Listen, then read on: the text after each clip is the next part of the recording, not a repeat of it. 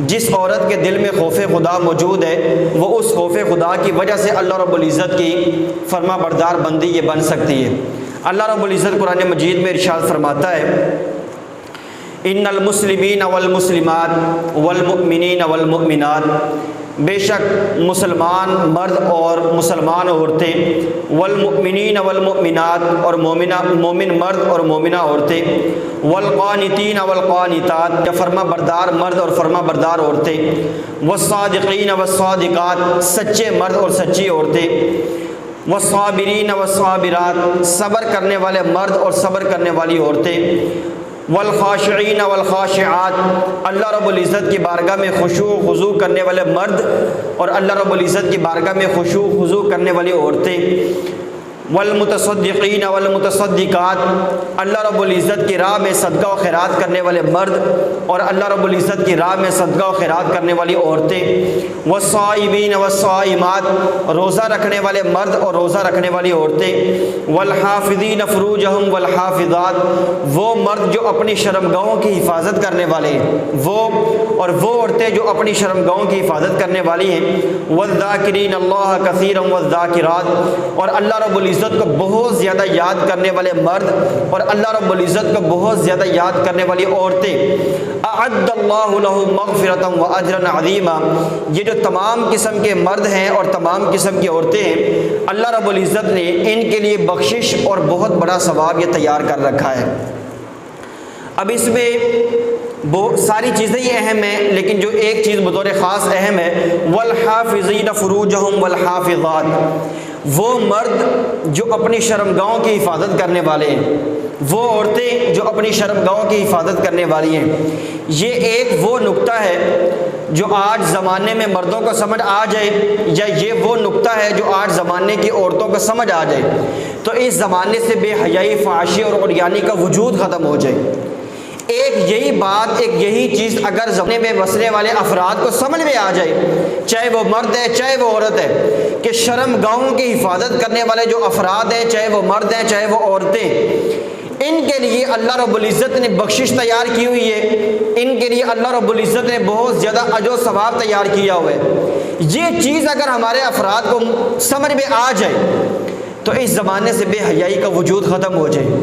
ہمارے دلوں پر جو زنگ لگے ہوئے ہیں، ہمارے دل جو گناہ کر کر کے سیاہ ہو چکے، یقین کرے ان دلوں کے اندر جو خوف خدا آج نہیں ہے نا، اگر یہ نقطہ سمجھ میں آ جائے کہ شرمگاہوں کی حفاظت کرنے پر اللہ رب العزت نے بخشش و ثواب ہمارے لیے تیار کر رکھا ہے تو یقین کرے ہماری نگاہوں کے اندر شرم و حیا یہ پیدا ہو جائے، ہماری نظریں یہ شرم و حیا سے جھک جائیں، بد نظری، بے حیائی، فحاشی اور عریانی کی طرف اٹھے ہی نہ، بے حیائی کے مقامات پر ہماری نظریں جائیں ہی نہ۔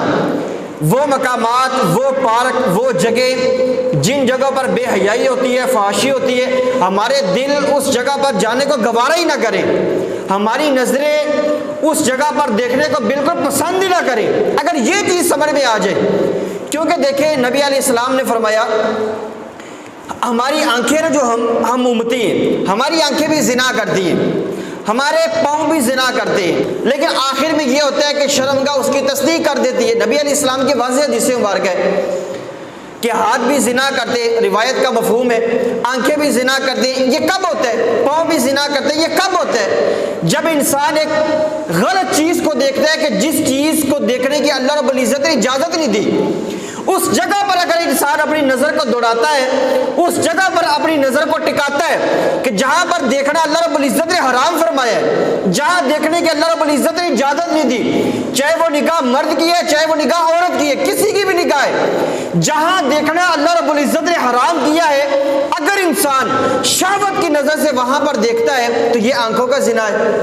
جس جگہ جانے کی اللہ رب العزت نے اجازت نہیں دی، جس جگہ جانے کا اللہ رسول نے حکم نہیں دیا، جس جگہ جانے کا اللہ رسول نے منع فرمایا ہے کہ یہاں پر نہیں جانا، اگر انسان وہاں پر اپنے قدموں کے ذریعے چل کر جاتا ہے غلط کام کرنے کے لیے تو یہ پاؤں کا زنا ہے۔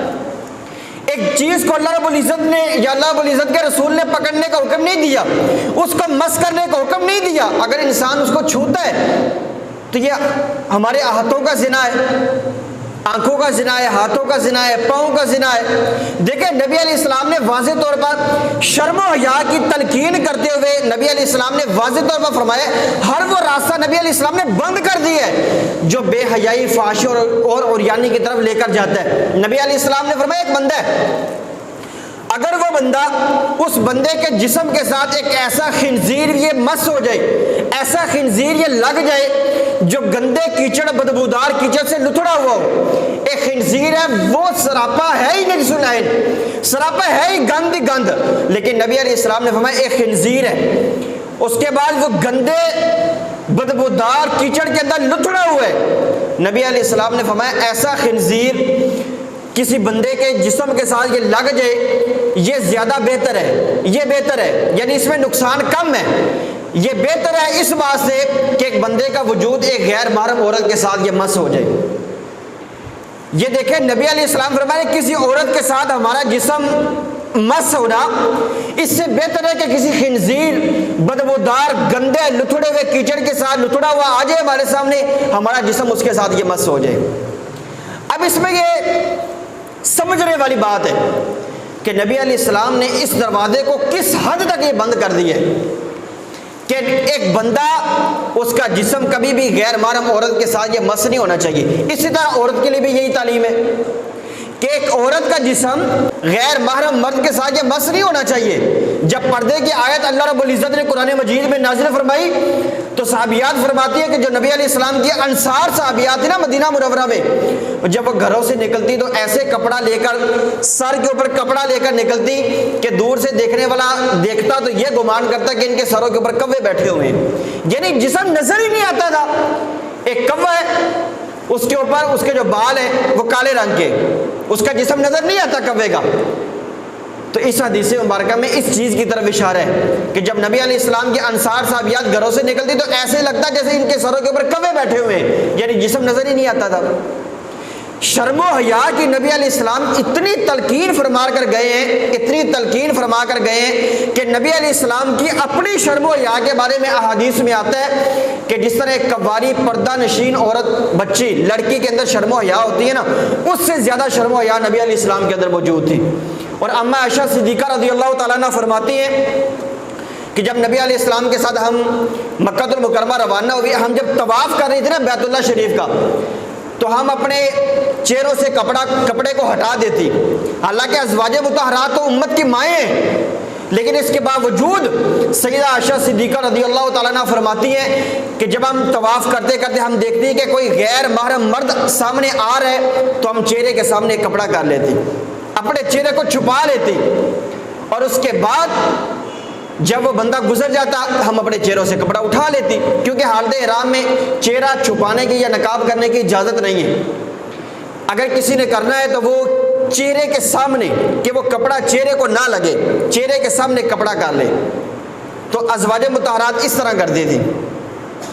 لیکن ان ازواج مطہرات کی پاکیزہ سیرت کو آج کی ہماری مسلمان بیٹی، ہماری مائیں، بہنیں، بیٹے اس چیز کو دیکھیں، اس چیز کو پڑھیں، اس چیز کو اپنے اوپر نافذ کریں کہ ازواج مطہرات کی سیرت کس قدر پاکیزہ ہے۔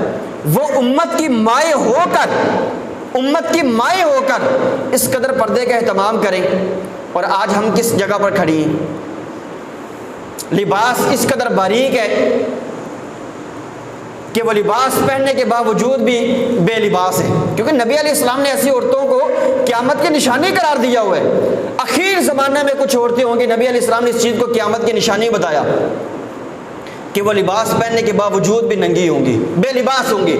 آج کے لباس اس قدر باریک ہے، اس قدر باریک ہے عورتوں کا لباس کہ شرم و حیا کا جنازہ نکل چکا ہے، یقین کریں۔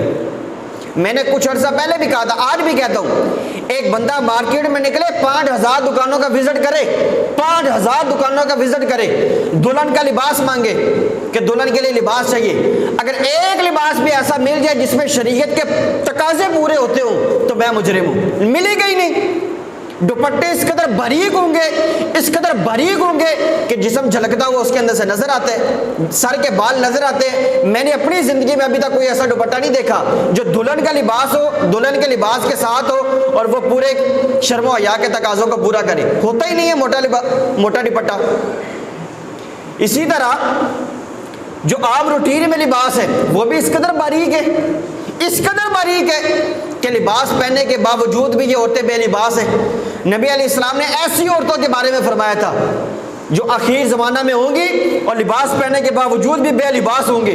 نبی علیہ السلام نے فرمایا ایسی عورتیں جنت کی خوشبو سونگھ ہی نہیں سکیں گی، حالانکہ جنت کی خوشبو اتنی دور سے آتی ہے، یعنی 500 سال اگر بندہ دور ہو نا جنت سے، وہاں سے جنت کی خوشبو آنا شروع ہو جاتی ہے، 500 سال بندہ دور ہو، لیکن نبی علیہ السلام نے فرمایا ایسی عورتیں تو جنت کی خوشبو سونگھ ہی نہیں سکیں گی۔ نہ دل میں شرم و حیا موجود، نہ ہمارے خیالات میں شرم و حیا موجود، نہ ہماری ماؤں بہنوں مردوں کا بھی یہی حساب ہے، مرد بھی اسی کھاتے میں، نہ ہماری ماؤں بہنوں بیٹیوں کی نظروں میں شرم و حیا موجود، نہ دل میں خوف خدا موجود، وہ آنکھیں ہی نہیں رہی جو خوف خدا سے رویا کرتی تھی۔ نبی علیہ السلام نے ایک دفعہ خطبہ دیا، اندازہ لگا لے شرم و حیا کا اور خوف خدا کا۔ نبی علیہ السلام نے ایک دفعہ خطبہ دیا تو خطبہ نبی علیہ السلام دے رہے تھے، ایک بندہ رونے لگ گیا۔ نبی علیہ السلام خطبہ دے رہے ایک بندہ رونا شروع ہو گیا خوف خدا سے، تو نبی علیہ السلام نے فرمایا کاش آج وہ بندے بھی موجود ہوتے جن کے پہاڑوں کی طرح گناہ تھے۔ نبی پھر سوچے، اپنے آپ کو خیال کرے کہ ہم کہاں پر کھڑے۔ نبی علیہ السلام خطبہ دے رہے ایک بندہ رونا شروع ہو جاتا ہے خوف خدا سے، تو نبی علیہ السلام فرماتے ہیں کاش کہ آج تیرے ساتھ تیرے وہ مومن بندے بھی موجود ہوتے جن کے گناہ پہاڑوں کے مثل تھے، بڑے بڑے گناہ کیے انہوں نے اپنی زندگی میں، لیکن اس ایک بندے کو نبی علیہ السلام نے معیار بنا دیا، اس ایک بندے کی مثال نبی علیہ السلام نے بیان کر دی۔ اس چیز سے، اس حدیث کو سن کے اندازہ یہ لگانا ہے کہ ہماری آنکھوں سے کبھی خوف خدا سے اس طرح آنسو نکلے، اور خوف خدا میں بہنے والے کے جو آنسو ہیں ان کے اللہ رب العزت کی بارگاہ میں کتنی وقت ہے، کتنی عزت ہے، کتنا احترام ہے، کتنا مقام ہے ان آنسوؤں کا جو خوف خدا سے باہر نکلتے ہیں۔ نبی علیہ السلام نے فرمایا شعب الایمان کی حدیث سے مار کے، کاش کہ تیرے ساتھ آج تیرے وہ مسلمان مومن بندے بھی موجود ہوتے جن کے گناہ بڑے بڑے پہاڑوں کی طرح تھے۔ کیوں؟ نبی علیہ السلام نے فرمایا تو رو رہا ہے نا خوف خدا سے، تیرے ساتھ فرشتے دعا کر رہے ہیں، تیرے ساتھ فرشتے دعا کرے کہ اب ایک بندے کی آنکھوں سے آنسو نکلے۔ نبی علیہ السلام نے فرمایا اگر وہ سارے بندے تیرے ساتھ آج اس مجلس میں موجود ہوتے، نبی علیہ السلام نے فرمایا جو تیرے لیے فرشتے بخشش کی دعا کر رہے ہیں نا، یہ دعا اتنی مضبوط تھی کہ اللہ رب العزت ان سارے گناہگار بندوں کو جن کے گناہ پہاڑوں کی مثل تھے، نبی علیہ السلام نے فرمایا اللہ ان سارے بندوں کے گناہوں کو معاف کر دیتا۔ امام ابن جوزی نے بحر الدموع کے اندر ایک واقعہ لکھا ہے، امام فرماتے ہیں کہ ایک بوڑھا بندہ مر گیا، تقریریں کرتا تھا، مر گیا، مرنے کے بعد وہ مر گیا، اس کے مرنے کے بعد کسی نے اس کو خواب میں دیکھا تو پوچھا ہاں جی کیا بنی؟ وہ بابا جی فرمانے لگے کہ جب اللہ کی بارگاہ میں مجھے پیش کیا گیا نا، اللہ کی بارگاہ میں پیش کیا گیا تو اللہ رب العزت نے مجھے جس لفظ سے مخاطب فرمایا وہ یہ تھا اے بدکار بوڑھے۔ بڈھا ہو کے الٹی حرکتیں کرتا ہے، بزرگ کہنے لگے کہ جب اللہ رب العزت نے مجھے یوں مخاطب کیا نا اے بدکار بڈھے، بزرگ کہتے ہیں کہ میں نے سوچ لیا کہ میرا ٹھکانہ جہنم ہے۔ اللہ رب العزت مخاطب اس طرح کرتا ہے، آپ اندازہ لگا رہے بلا تشبیہ بلا مثال، کوئی بندہ الٹے سیدھے کام کرتا ہے، اس کو کوئی بندہ اس طرح بلائے اور بوڑھا ہو کے الٹے کام کرتے ہیں، بوڑھا ہو کے زانی ہے، بوڑھا ہو کے شرابی ہے، بوڑھا ہو کے شریعت کے خلاف بغاوت کرتے ہیں، بوڑھا ہو کے شریعت کی دھجیاں اڑاتے ہیں، آپ اندازہ لگائیں اس بندے کے دل پہ کیا گزرے گی۔ اور یہاں پر تو بندہ ہی اللہ کی بارگاہ میں کھڑا ہوا ہے۔ امام فرماتے ہیں کہ ان بزرگوں نے بتایا کہ اللہ رب العزت نے مجھے اس طرح مخاطب فرمایا اے بدکار بوڑھے، فرماتے ہیں کہ وہ کہتے ہیں کہ میں نے تو سوچ لیا کہ میں پکا دوست کی ہوں، کہانی ختم ہو گئی اب تو۔ لیکن اللہ رب العزت نے جو آگے کلام فرمایا نا وہ بڑا رحمت بھرا تھا۔ اللہ نے فرمایا اے بدکار بوڑھے، کیا تجھے پتہ ہے کہ میں نے تجھے معاف کیوں کر دیے؟ تو نے تو بڑے بڑے الٹے کام کیے ہیں، کیا تجھے پتہ ہے میں نے تجھے کیوں معاف کیے؟ کہ یا اللہ مجھے نہیں پتہ، مجھے نہیں پتہ۔ اللہ رب العزت نے فرمایا تو ایک دفعہ بیان کر رہا تھا، تیرے بیان کے درمیان تیرے سننے والوں میں ایک بندہ ایسا موجود تھا جو ساری زندگی میرے خوف سے کبھی نہیں رویا، لیکن ایک دفعہ تو نے بیان کیا وہ بندہ میرے خوف سے رونا شروع ہو گیا. اللہ رب العزت نے فرمایا اس کے جو ساری زندگی نہیں رویا. اللہ رب العزت نے فرمایا چونکہ تقریر تو کر رہا تھا, سن وہ رہا تھا, اس بندے کے آنسوؤں کی وجہ سے اس مجلس میں جتنے بھی بندے موجود تھے نا, میں نے سارے گناہ گاروں کو معاف کر دیے ہیں. یہ اللہ رب العزت کی رحمت نہیں ہے جی.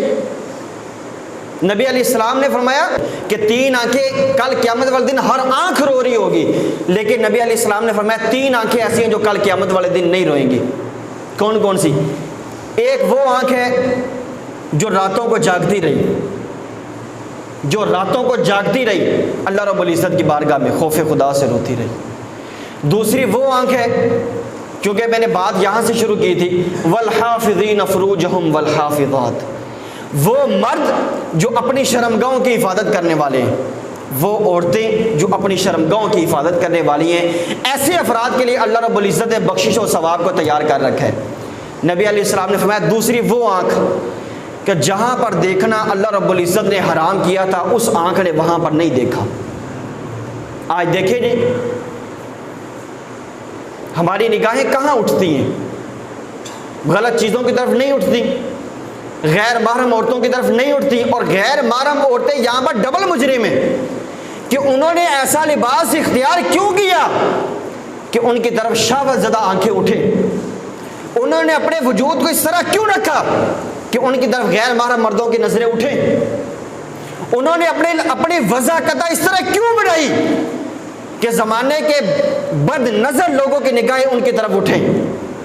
دیکھیں اللہ رب العزت قرآن مجید میں ارشاد فرماتا ہے, ازواج مطہرات کا مخاطب کرتے ہوئے فرماتا ہے کہ اگر کوئی مرد, ویسے یہ حکم ساری عورتوں کے لیے, تم سے بات کرنے کے لیے آئے, فلا تخضعن بالقول, بات اگر کرنے کی ضرورت پڑ جائے تو آواز کے اندر, بات کے اندر نرمی نہیں ہونی چاہیے, لچک نہیں ہونی چاہیے. فی قلبہ مرض وقلن قولا معروفا, جس بندے کے دل میں بیماری ہے نا, روگ ہے, اگر بات نرم ہوئی تو کہیں ایسا نہ ہو کہ اس کا دل یہ خواہش کرے کہ یہ اور بولے. یعنی اگر عورت کو کسی مرد سے ہم کلام ہونے کی ضرورت پڑ جائے, اس کے علاوہ کوئی چارہ نہ ہو, تو لہجہ اس قدر نرم نہیں ہونا چاہیے کہ سامنے والا بندہ کہے کہ تھوڑی سی اور بات ہو جائے, سامنے والا بندہ کہے کہ 1 منٹ کے اندر بات ختم ہو گئی, 2 منٹ کیوں نہیں ہوئے. دل یہ لالچ نہ کرے, دل یہ خواہش نہ کرے کہ یہ عورت کچھ اور کلام کرے. یہ قرآن کا حکم ہے. تو جو قرآن بولنے کے اندر, جہاں پر بولنے کی کچھ گنجائش نکل سکتی تھی کہ غیر محرم مرد کو ضرورت پڑ گئی, بات پوچھ لی, وہاں پر بھی شریعت اس قدر سخت پابندی لگاتی ہے کہ اے عورتوں, تم نے اپنے لہجے کو نرم نہیں رکھنا, لہجے میں سختی رکھو. فلا تخضعن بالقول, لچک نہیں ہونی چاہیے. اندازہ لگا لیں قرآن جہاں تک حکم دیتا ہے, اور یہ ہمارے معاشرے کے آج اس زمانے کی عورتیں اپنی وضاحت, اپنی بول چال, اپنا لباس, اپنی حیت, سب کچھ اس انداز میں بنایا ہوا ہے کہ زمانے کے ہر بدکار مرد کی نظریں خاص اس عورت کے اوپر ہی اٹھیں. اکابرین صالحات کی تعلیمات یہ کس طرح, اس طرح کی تو نہیں تھی. حضرت سیدنا رابعہ عدویہ رحمۃ اللہ تعالیٰ علیہ, ان کے پاس حضرت سیدنا امام حسن بصری رحمۃ اللہ تعالیٰ گئے. انہوں نے کہا کہ یار رابعہ آپ شادی کر لیں. اندازہ لگائیں کہ پہلے زمانے کی جو ہماری اکابرین عورتیں, ان کے اندر خوف خدا وہ کتنا زیادہ موجود تھا. انہوں نے 4 سوال کھڑے کر دیے. حضرت رابعہ کے پاس امام حسن بصری, یہ حضرت علی المرتضیٰ رضی اللہ تعالیٰ عنہ کا شاگرد ہے اور وقت کا امام ہے. جتنے بھی سلسلے ہیں, وہ قادری ہے, نقشبندی ہے, سہروردی, جتنے بھی سلسلے, یہ امام حسن بصری تک پہنچتے. ولایت کا منبع اور مرجع ہے امام حسن بصری. انہوں نے مشورہ دیا حضرت رابعہ کو, آپ شادی کر لیں. انہوں نے جو 4 سوال کیے نا, 4 سوال کھڑے کیے, وہ سنیں ذرا. پہلا سوال یہ تھا, انہوں نے کہا کہ آپ کہتے ہیں مجھے کہ میں شادی کر لوں, 4 سوالات کا جواب دے دے, میں شادی کر لیتی ہوں. پہلا سوال یہ تھا, انہوں نے کہا ایک وہ عالم دین جو فقیہ ہے, فقہ کے اوپر نظر رکھتا ہے, وہ یہ کہتا ہے, ایک فقیہ عالم یہ کہتا ہے کہ انسان دنیا سے مر جاتا ہے, ہر بندہ ہی کہتا ہے. انہوں نے کہا کہ میں جب مر جاؤں گی اس وقت, جس وقت میری آخری نزع کا وقت ہوگا, کیا میں اس دنیا سے مسلمان جاؤں گی یا کافرہ جاؤں گی. فقیہ عالم اس مسئلے میں کیا کہتا ہے, مجھے یہ مسئلہ سمجھا دیں. ایک عورت کے دل میں خوف خدا کتنا موجود ہے. وقت کا امام، ولایت کا تاجدار، وہ کہتے ہیں کہ آپ شادی کر لیں. انہوں نے کہا کہ مجھے یہ بتائیں ایک فقیہ عالم اس مسئلے میں کیا کہتا ہے کہ جب میری موت کا وقت آئے گا میں مسلمان ہو کر اس دنیا سے جاؤں گی، مسلمان ہونے کی حالت میں جاؤں گی یا کافر ہونے کی حالت میں جاؤں گی، بتائیں مجھے. تو آپ نے فرمایا یہ تو غیب ہے، مجھے کیا پتا، میں اس سوال کا جواب کیسے دوں. دوسرا سوال انہوں نے یہ کھڑا کیا، جب مجھے قبر میں رکھا جائے گا منکر نکیر مجھ سے سوالات کریں گے تو مجھے یہ مسئلہ سمجھا دے کہ میں ان سوالات کے جوابات دے پاؤں گی کہ نہیں دے پاؤں گی. مجھے یہ مسئلہ سمجھا دیں، میں شادی کر لیتی ہوں. انہوں نے کہا کہ مجھے نہیں پتا اس مسئلے کا، یہ تو غیب کی خبر ہے، غیب کی خبر ہے، مجھے نہیں پتا. تیسرا سوال انہوں نے یہ کھڑا کیا، جب کل قیامت والا دن ہوگا نامہ اعمال تقسیم کیے جائیں گے. کوئی بندے ایسے ہوں گے کہ ان کو سیدھے ہاتھ میں نامہ اعمال دیا جائے گا، کوئی بندے ایسے ہوں گے کہ ان کو الٹے ہاتھ میں نامہ اعمال دیا جائے گا. جن کو الٹے ہاتھ میں دیا جائے گا نا، اللہ تعالیٰ محفوظ فرمائے، ان کا یہ سینہ پھاڑ کر ہڈیاں توڑ کر یہ پیچھے سے دیا جائے گا. وہ ادھر سے پیچھے کو ہاتھ نکالے گا اور پکڑے گا، اور وہ نامہ اعمال چھپاتا پھرے گا زمانے سے. کس کو دکھائے گا اپنے کرتوت. حضرت رابعہ کہنے لگے مجھے یہ مسئلہ بتا دے، کل جب قیامت والے دن نامہ اعمال تقسیم کیے جائیں گے، کسی کے دائیں ہاتھ میں کسی کے بائیں ہاتھ میں، مجھے صرف اتنا بتا دے کہ میرا نامہ اعمال دائیں ہاتھ میں ہوگا کہ بائیں ہاتھ میں ہوگا، یہ مسئلہ مجھے سمجھا دے. تو حضرت سیدنا حسن بصری رحمۃ اللہ تعالیٰ کہنے لگے کہ یہ بھی غیب کی خبر ہے، مجھے کیا پتا، مجھے نہیں پتا غیب کی خبر کا. چوتھا سوال انہوں نے یہ کیا کہ جب مخلوق میں سے اللہ رب العزت ہر گروہ کو بلائے گا، جنتی گروہ کو بھی بلائے گا، دوستی گروہ کو بھی بلائے گا، مجھے صرف اتنا بتا دے کہ میں جنتی گروہ میں سے ہوں گے یا دوستی گروہ میں سے ہوں گے. یہ خوف خدا یہ آج کے ہمارے زمانے کی عورتوں میں موجود ہے. ہماری ماں بہنوں بیٹیوں کے دل میں یہ خوف خدا موجود ہے. وقت کا ولی، وقت کا امام کہہ رہا ہے شادی کر لے. انہوں نے کہا مجھے یہ 4 مسئلے سمجھا دے، میں شادی کر لیتی ہوں، مجھے کون سا مسئلہ ہے. اور یہ وہ رابعہ تھی، یعنی کہ شوہر، یہ پہلے شادی شدہ تھی، شوہر فوت ہو گئے تو امام حسن بصری کہنے لگے کہ آپ شادی کر لیں. انہوں نے یہ 4 سوالات آگے سے کھڑے کر دیے کہ مجھے یہ مسئلہ سمجھا دیں. تو 4 سوالات کے جواب میں امام حسن بصری رحمۃ اللہ تعالیٰ نے یہ فرمایا کہ مجھے نہیں پتہ، یہ تو غیب کی خبر ہے. آگے انہوں نے یہ بتایا، انہوں نے کہا، وہ رابعہ ادویہ نے یہ کہا کہ جب معاملہ ایسا ہے، یعنی غیب کی باتوں کا آپ کو نہیں پتا، جب معاملہ یہ ہے تو فرمانے لگی کہ میں اس وجہ سے سخت اور پریشان ہوں کہ ہمارا تو اصل مقصد جو ہے نا، مفہوم بتا رہا ہوں، اصل جو مقصد ہے وہ یہ ہے کہ اللہ اور رسول کو راضی کیا جائے. جس چیز کے بارے میں انسان پریشان ہے اس الجھن کو سلجھانے کی کوشش کرے. یہی مسئلہ ہے کہ جہاں پر انسان الجھا ہوا ہے اس چیز کو سلجھا لے. انہوں نے فرمایا، رابعہ ادویہ نے فرمایا کہ جب ان 4 چیزوں کا مجھے نہیں پتا تو میں تو ان 4 چیزوں کے بارے میں پریشان ہوں کہ یہ معاملہ یہ کیسے حل ہوگا، ان چیزوں کا میں کیسے سر کروں گی. میں تو ان 4 چیزوں کے حوالے سے بابا جی پریشان ہوں. تو جس مسئلے کے بارے میں پریشان ہوں تو میں اسی کو حل کرنے کی کوشش کروں گی.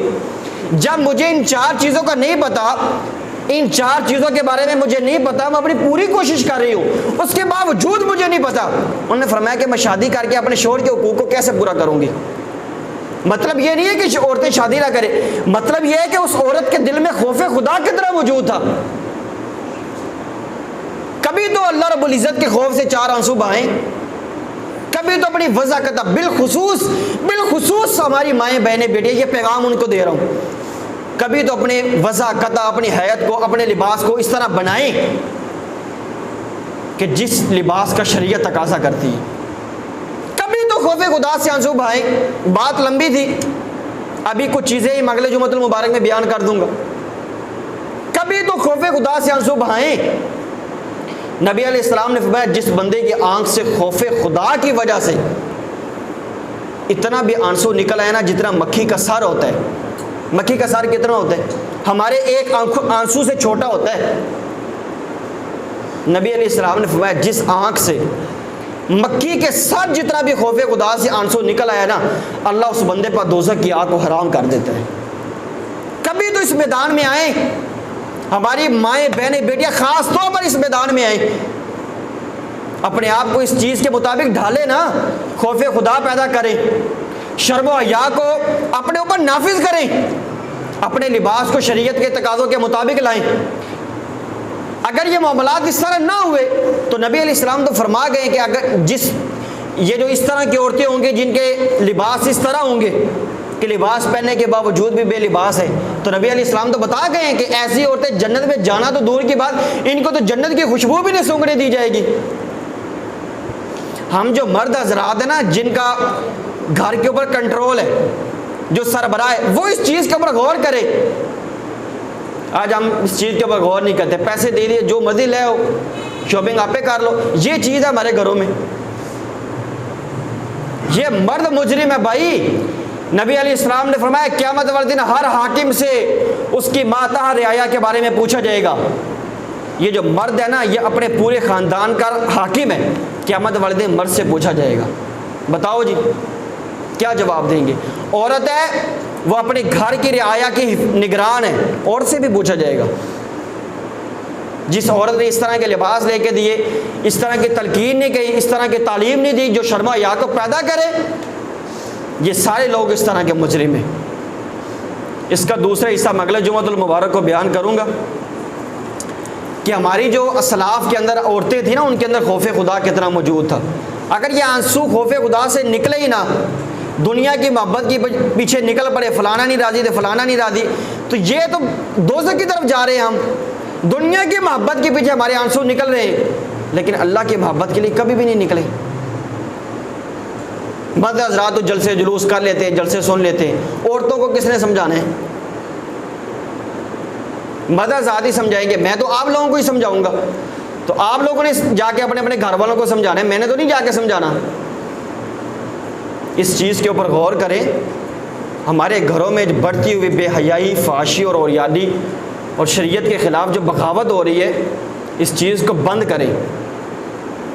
اپنی ماؤں، بہنوں، بیٹیوں کو، اپنی اولاد کو شرم و حیا اور خوف خدا کی تعلیم دیں،